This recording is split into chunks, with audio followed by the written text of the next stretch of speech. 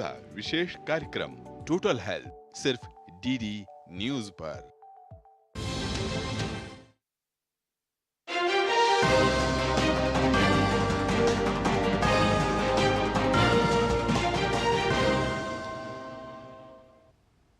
नमस्कार, आप देख रहे हैं डीडी न्यूज। आपके साथ मैं हूं गौरव श्रीवास्तव और मेरे साथ मेरे सहयोगी हैं शरद, जो कि सांकेतिक भाषा के जरिए आपको खबरों से रूबरू करवाएंगे।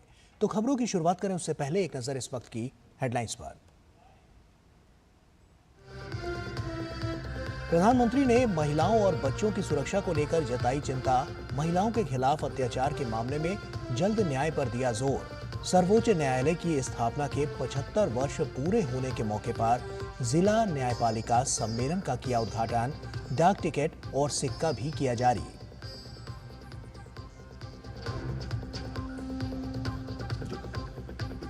देश को आज मिली 3 और वंदे भारत ट्रेन की सौगात। प्रधानमंत्री नरेंद्र मोदी ने दिखाई हरी झंडी। उत्तर प्रदेश, तमिलनाडु और कर्नाटक में कनेक्टिविटी को मिली मजबूती। प्रधानमंत्री ने कहा, वंदे भारत आधुनिक होती भारतीय रेलवे का नया चेहरा।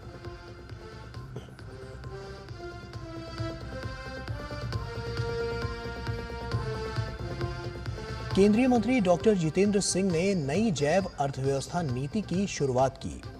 कहा, आने वाले वर्षों में भारत को ग्लोबल लीडर के तौर पर करेगी स्थापित। 21वीं सदी की अगली क्रांति जैव क्रांति होगी।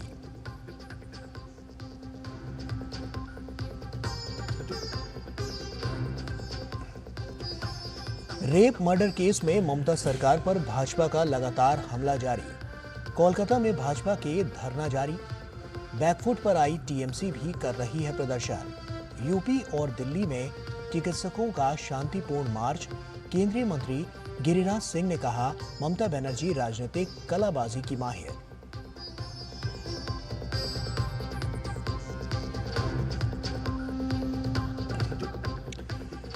केरल के पालकड़ाड में आरएसएस की अहम बैठक। संघ से जुड़े विभिन्न संगठनों के प्रतिनिधि ले रहे हैं हिस्सा। 3 दिन चलने वाली बैठक में संगठन के कार्यों की समीक्षा की जाएगी।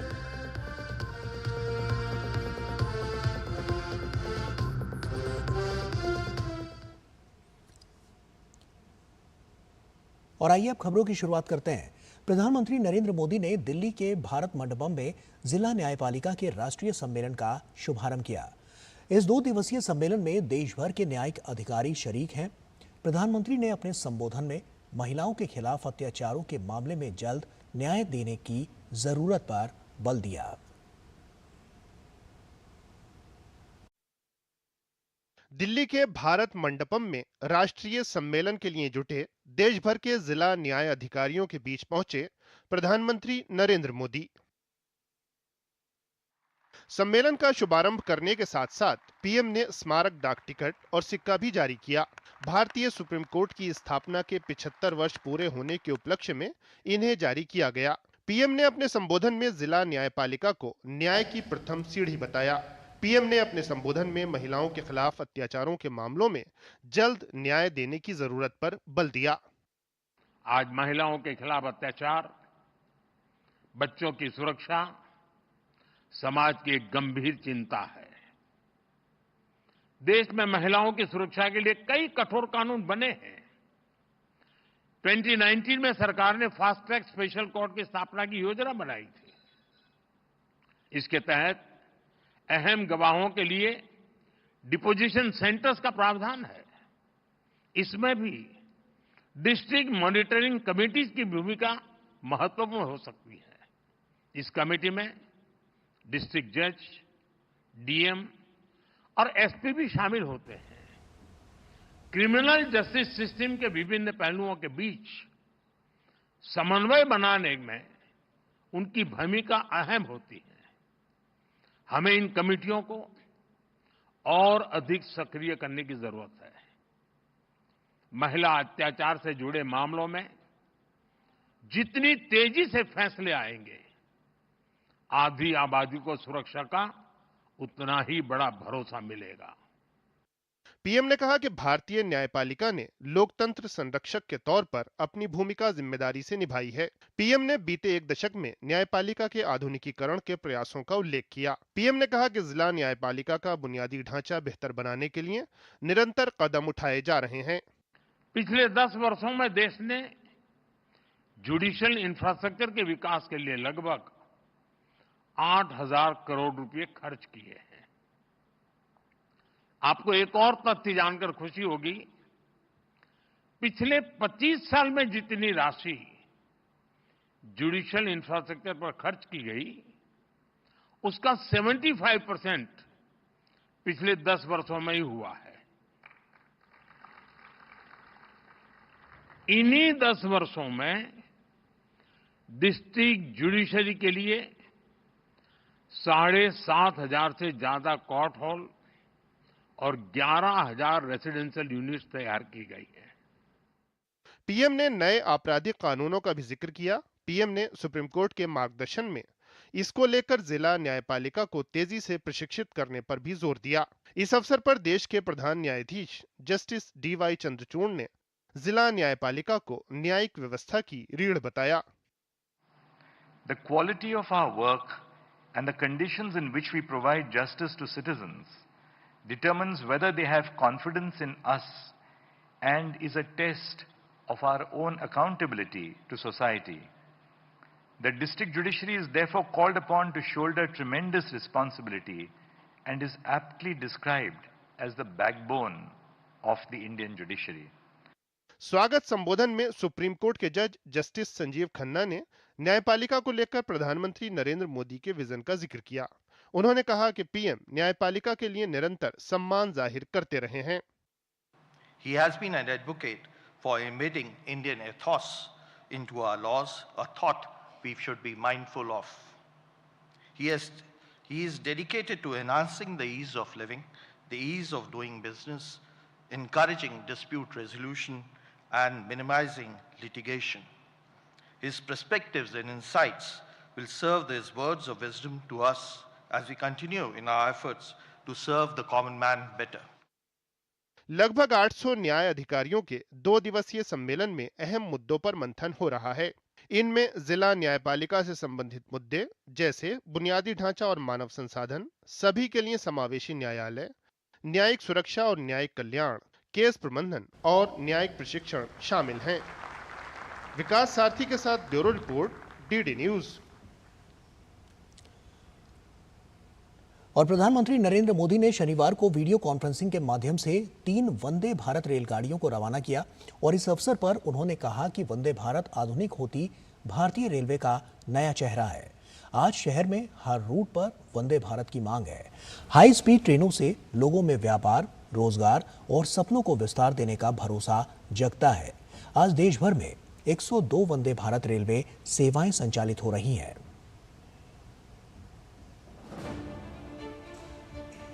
तेज और सुविधाजनक रेल सफर सुनिश्चित करने की दिशा में शनिवार का दिन बड़ी सौगात साथ लाया।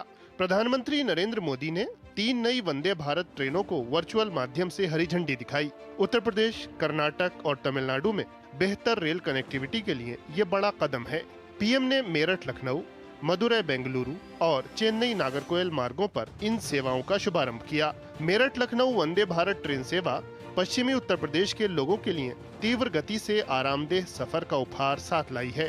इससे पश्चिमी यूपी और प्रदेश की राजधानी अब और करीब आ गए हैं। कर्नाटक और तमिलनाडु में नई वंदे भारत ट्रेनों को पीएम ने दक्षिण भारत के विकास के लिए अपनी सरकार की प्रतिबद्धता का उदाहरण बताया।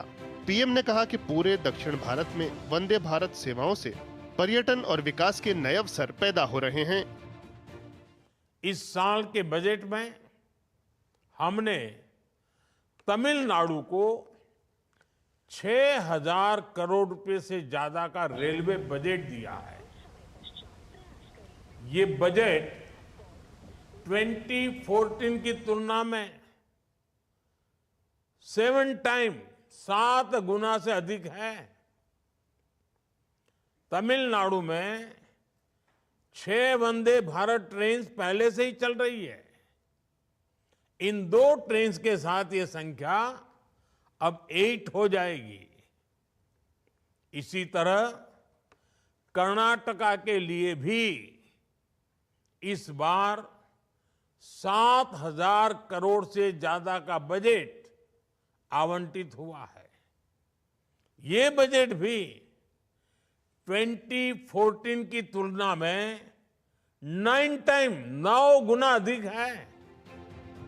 पीएम ने वंदे भारत ट्रेनों को आधुनिक होती भारतीय रेलवे का नया चेहरा बताया। पीएम ने भारतीय रेल को सभी के लिए सुखद यात्रा की गारंटी बनाने की प्रतिबद्धता जताई। पीएम ने बीते एक दशक में रेलवे के विकास और विस्तार की तस्वीर भी सामने रखी। हाई स्पीड ट्रेनों के आने से लोगों में अपने व्यापार और रोजगार को, अपने सपनों को विस्तार देने का भरोसा जगता है। आज देश भर में 102 वंदे भारत रेलवे सेवाएं संचालित हो रही हैं। अब तक 3 करोड़ से ज्यादा लोग इन ट्रेनों से यात्रा कर चुके हैं। प्रधानमंत्री ने कहा कि वंदे भारत ट्रेनें प्रमुख शहरों और केंद्रों को एक दूसरे से जोड़ रही हैं। इससे सभी वर्गों को बड़े पैमाने पर लाभ हो रहा है। जिन जगहों तक वंदे भारत एक्सप्रेस की सुविधा पहुंच रही है, वहां पर्यटकों की संख्या बढ़ रही है। पर्यटकों की संख्या बढ़ने का मतलब है वहां कारोबारियों, दुकानदारों की आय में बढ़ोतरी हो रही है। हमारे यहां रोजगार के नए अवसर भी तैयार हो रहे हैं। रेल मंत्री अश्विनी वैष्णव ने अपने संबोधन में रेलवे के विकास के लिए पिछले एक दशक में हुए कार्यों का जिक्र किया।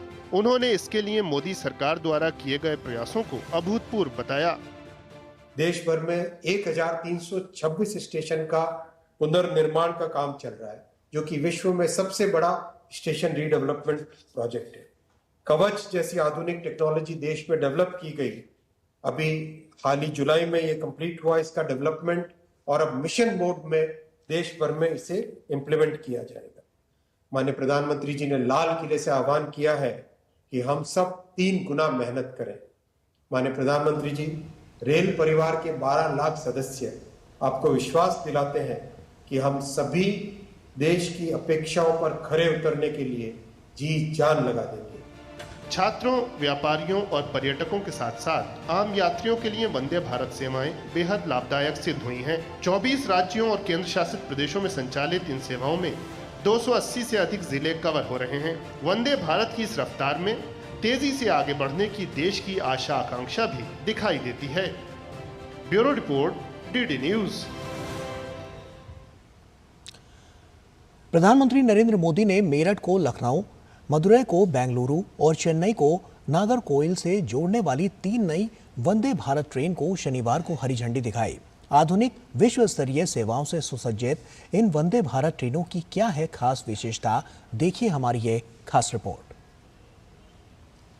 3 नई वंदे भारत ट्रेनों की सौगात से उत्तर प्रदेश, कर्नाटक और तमिलनाडु के लोगों को तेज और सुविधाजनक यात्रा की सुविधा हासिल हुई है। पिछले 5 वर्षों के अंदर देश भर में चल रही 102 वंदे भारत ट्रेन के बेड़े में 3 और नई वंदे भारत ट्रेन मदुरै से बेंगलुरु, चेन्नई से नागरकोइल और मेरठ से लखनऊ के बीच शुरू की गई। मेक इन इंडिया के तहत बने भारत की पहली semi high speed train Vande Bharat की मांग निरंतर बढ़ती जा रही है और ये यात्रियों को बेहद पसंद आ रही है।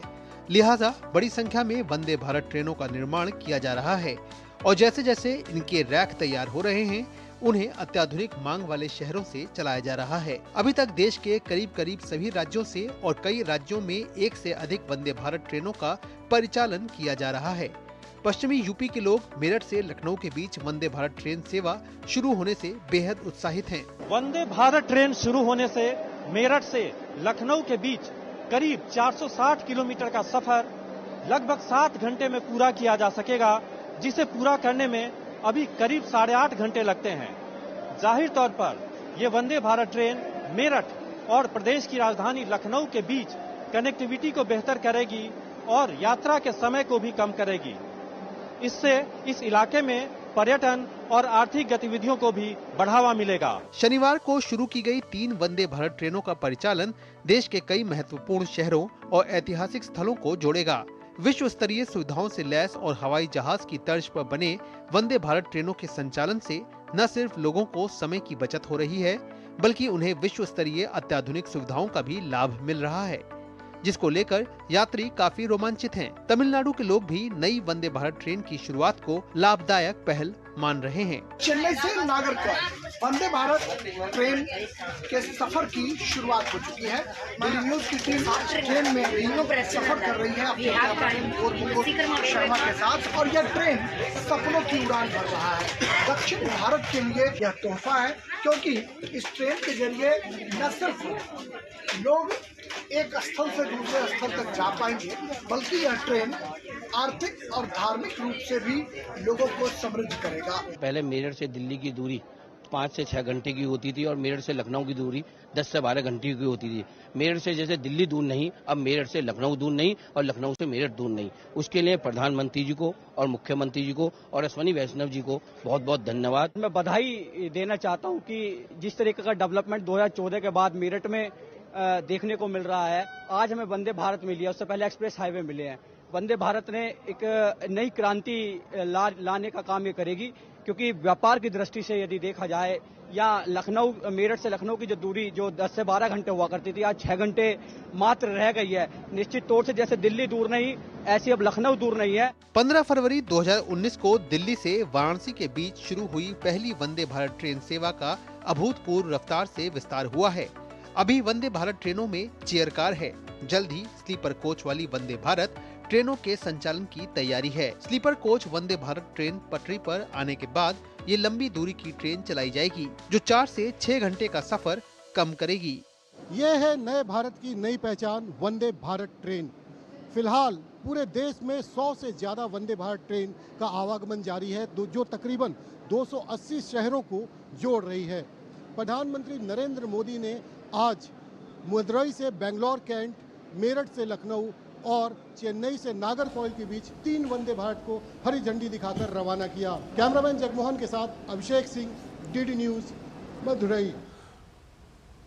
और केंद्रीय मंत्री डॉक्टर जितेंद्र सिंह ने बायो E3 यानी कि अर्थव्यवस्था, पर्यावरण और रोजगार पर नीति जारी की। इस अवसर पर जैव प्रौद्योगिकी विभाग के सचिव डॉक्टर राजेश गोखले और नीति आयोग के सदस्य डॉक्टर VK सारस्वत भी उपस्थित रहे। इस मौके पर उन्होंने कहा कि इससे हमारी जीवन शैली में भी क्रांतिकारी बदलाव की शुरुआत होगी। उन्होंने कहा कि विश्व की भावी अर्थव्यवस्था काफी हद तक जैव आधारित होगी। 21वीं सदी की अगली क्रांति जैव क्रांति होगी। So this is precisely the beginning of that kind of a revolutionary change, not only in the growth story of India or the world as such, but also in our own lifestyles and the way we also interact with each other or also adapt ourselves to the changing environments. केंद्रीय मंत्री ने कहा कि IT क्रांति का नेतृत्व पश्चिम ने किया था। इस बार ये भारत के नेतृत्व में होने जा रहा है और भारत के पास बायो E3 क्रांति में अग्रणी बनने का अवसर है। The IT revolution was led by the West, and it happened over here a little later. I think it's now going to be India's turn. And India has an opportunity to take a lead in this next revolution, unlike the last one. And why I'm saying so, because we are all members of the scientific fraternity, so we should have a sound reason about what we say, is that as far as the bioresources are concerned or the bioeconomy is concerned, we enjoy certain advantages which are not enjoyed by the West. A, that we have unlimited resources, unlimited bioresources in this Indian peninsula, beginning from the Himalayas right up to the marine. And this has remained either unexplored or underexplored, because most of the governments in the past, and thanks to Prime Minister Modi for enabling us to get this policy released. और वहीं दिल्ली में आयोजित ET world leaders forum में विदेश मंत्री doctor S Jaishankar ने कहा कि विश्व में चीन की समस्या एक आम समस्या है। हम दुनिया के अकेले देश नहीं हैं जो चीन के बारे में बहस कर रहे हैं। आज यूरोप में भी चीन एक बड़ी बहस का विषय बना हुआ है। My point is there is a general China problem. We are not the only country in the world which is having a debate about China. Go to Europe and ask them, what is today among your major economic or national security debates? It's about China. Look at the United States. It's obsessed with China, and rightly so in many ways. So the fact is, let's not make out as though it's only India which has a China problem. India has a China problem, a special China problem. That's over and above the world's general China problem. और वहीं इस मौके पर विदेश मंत्री doctor S Jaishankar ने कहा कि पड़ोसियों के साथ संबंध बहुत जटिल होते हैं और उसके मुताबिक योजना बनानी होगी। What happens when you have multiple neighbors and, by definition, relationships with neighbors are very complicated. They're all democratic polities. Governments will change. There will be political debates in their country. Often we will be the center of those debates. It's natural. We are a big country. So we have to expect and plan for and build into our policy making an expectation that there will be changes, some more organic, some more disruptive in our neighborhood. और वक्त यहाँ पर एक छोटे से break का हो गया है, जल्द हाजिर होते हैं। ये डाउट बहुत ही अमेजिंग चीज है, काम आसान कर देती है। अब जिस पे भी डाउट है वो तो ऑटोमेटिकली आउट है, लेकिन मुथूट फाइनेंस से गोल्ड लोन लेते हुए कोई डाउट नहीं है, क्योंकि यहाँ है पूरी ट्रांसपेरेंसी, 100% भरोसा और सुरक्षा। तभी तो मुथूट फाइनेंस है भरोसा इंडिया का, इंडिया का number 1 most trusted financial services brand. तो गोल्ड लोन लेने के लिए कॉल करें 1-800-313-1212। बात जब पीढ़ियों के लिए बनने वाले घर की हो तो जिम्मेदारी बड़ी हो जाती है। गैलेंट समझता है ये जिम्मेदारी। अब डबल एम रिब्स के साथ गैलेंट एडवांस TMT रीबार, निर्माण का रियल हीरो। ब्रेक के बाद एक बार फिर से आप सभी का स्वागत है। कोलकाता में हुए दुष्कर्म और हत्या मामले में देश भर में विरोध प्रदर्शन थमने का नाम नहीं ले रहा है। भाजपा लगातार विरोध प्रदर्शनों के जरिए प्रदेश की ममता सरकार पर महिलाओं के प्रति जघन्य अपराधों को लेकर लगातार सवाल उठा रही है। भाजपा का कहना है कि प्रदेश में कानून और व्यवस्था नाम की कोई चीज नहीं है। वहीं कोलकाता के रेप और दुष्कर्म मामले में सवालों के घेरे में फंसी तृणमूल कांग्रेस अपने बचाव की भरसक कोशिशों में जुटी हुई है। इसी मामले को लेकर टीएमसी आज प्रदेश भर में विरोध प्रदर्शन कर रही है। टीएमसी केंद्र सरकार से दुष्कर्म के दोषियों के लिए मृत्युदंड का प्रावधान वाला कानून पारित करने की मांग कर रही है। पश्चिम बंगाल के राज्यपाल सीवी आनंद बोस ने आरजी कर घटना की पीड़िता के माता-पिता की शिकायतों को गंभीरता से लेते हुए त्वरित कार्रवाई की। उन्होंने दिल्ली पहुंचकर गृह मंत्री अमित शाह से मुलाकात की। उन्होंने गृह मंत्री को इस भयावह घटना के साथ साथ पश्चिम बंगाल की जनता के विरोध से भी अवगत कराया। आपको बता दें कि पीड़ित परिवार के दिल दहला देने वाले पत्र के बाद राज्यपाल ने यह कदम उठाया है।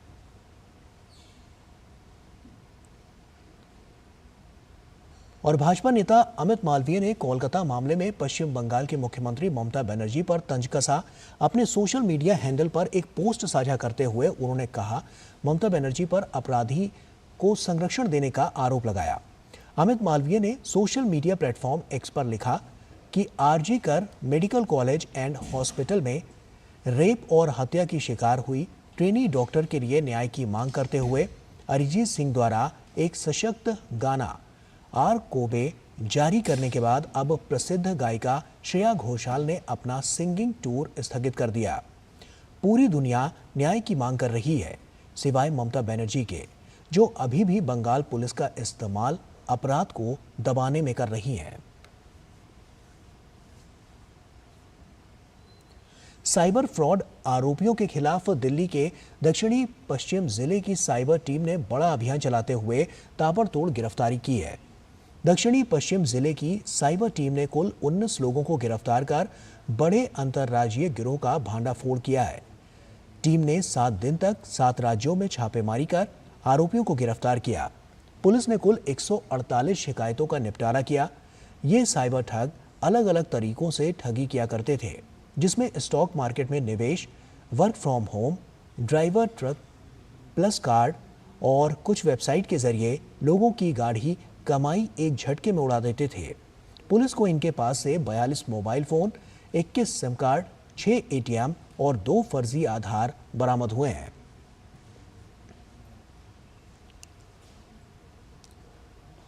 केस में हमने टोटल 9 अरेस्ट को हमने इसमें अंजाम दिया और इसकी जो हमारे 4 स्टेट्स में इसकी हमारी अरेस्ट हुई। आर्मी के फ्रॉडुलेंट आईडीज लेके और खुद अपनी आर्मी की प्रोफाइल बनके, खुद हवलदार सूबेदार बनके ऐसे घरों को हंट करते हैं और खुद इम्पर्सोनेट करके और आदमी को जो विंग कमांडर साहब है इनको इंटाइज किया और इस क्राइम में फंसाया। इसमें हमारे टोटल 12 कंप्लेंट्स इसमें लिंक हुए हैं। हमें 18 लाख से ज़्यादा का इसमें ट्रांजैक्शन का इसमें हमें अकाउंट में ट्रांजैक्शन मिला है। केंद्रीय स्वास्थ्य एवं परिवार कल्याण राज्य मंत्री अनुप्रिया पटेल एक दिवसीय दौरे पर कन्नौज पहुंची। उन्होंने सर्किट हाउस में पार्टी कार्यकर्ताओं के साथ बैठक की और इस दौरान उन्होंने कहा कि सरकार स्वास्थ्य के खर्च में लगातार वृद्धि कर रही है, साथ ही ज्यादा से ज्यादा अच्छा और सुविधाजनक स्वास्थ्य केयर मुहैया करवाने के लिए भी प्रयासरत है। 2014 से पहले की बात की जाए तो स्वास्थ्य क्षेत्र का बजट 35,000 करोड़ का हुआ करता था, लेकिन 2024 में 91,000 करोड़ का बजट है। अब एम्स की संख्या भी 6 से बढ़कर 22 हो गई है। मेडिकल कॉलेज की संख्या भी 350 से बढ़कर 700 से अधिक हो चुकी है।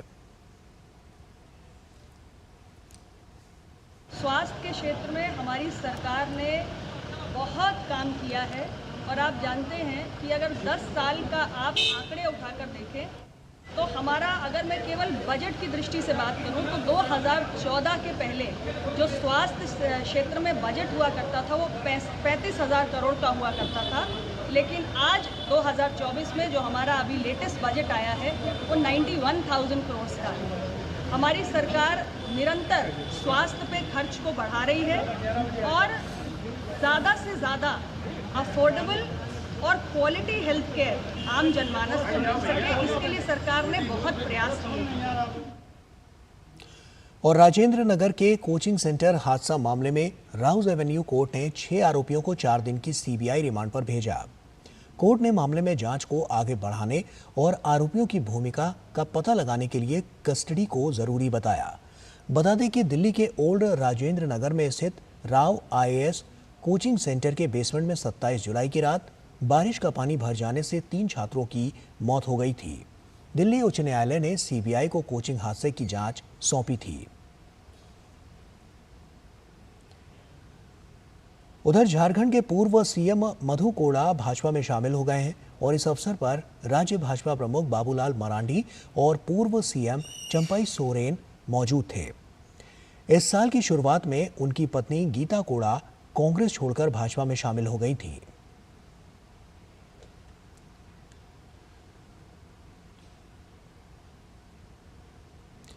असम के सीएम और झारखंड चुनाव के लिए बीजेपी के सह प्रभारी हेमंत बिस्वा शर्मा ने कहा कि अगर झारखंड मुक्ति मोर्चा घुसपैठियों के खिलाफ खड़ा होगा तो हमें साथ मिलकर काम करने में कोई दिक्कत नहीं होगी। अगर जेएमएम घुसपैठियों का खिलाफ आवाज उठाते हैं तब हमारा जेएमएम का साथ में भी एक साथ काम करने में कोई समस्या नहीं है, लेकिन पहले जेएमएम को निर्णय लेना है कि मैं घुसपैठियों का खिलाफ में हूं या मैं तुष्टीकरण का राजनीति करता हूं। अगर जेएमएम काल बोल लेते हैं कि मैं तुष्टीकरण का राजनीति नहीं करता हूं और मैं घुसपैठियों का खिलाफ में हूं, तब हमारा कोई आपत्ति नहीं है। हम सबका साथ एक साथ काम करने के लिए हम तैयार हूं। और वहीं असम विधानसभा में जुमे की नमाज पर ब्रेक खत्म करने के फैसले पर राष्ट्रीय जनता दल के नेता तेजस्वी यादव ने असम के सीएम पर एक विवादित बयान दिया है। तेजस्वी यादव ने उनके बयान पर हेमंत बिस्वा शर्मा ने कहा है कि कोई क्या बयान देता है, इससे हमारा कार्य नहीं रुकेगा। कौन क्या बयान देते हैं उससे थोड़े हमारा काम रुकेगा। हमारा काम तो सरायवती आगे ही जाना है। और इसी के साथ फिलहाल इतना ही। हमारी पूरी टीम को दीजिए इजाजत। आप बने रहिए डीडी न्यूज के साथ। नमस्कार।